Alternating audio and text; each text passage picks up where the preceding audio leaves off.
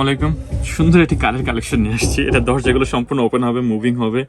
ছবিতে যেরকম দেখছেন তার থেকে অনেক সুন্দর, অনেক গর্জিয়াস। ফিনিশিং গুলো খুবই ভালো, আউটলুক কোয়ালিটি খুবই হাই কোয়ালিটির জিনিস। এটা দেখা মাত্রই পছন্দ হওয়ার মতো জিনিস।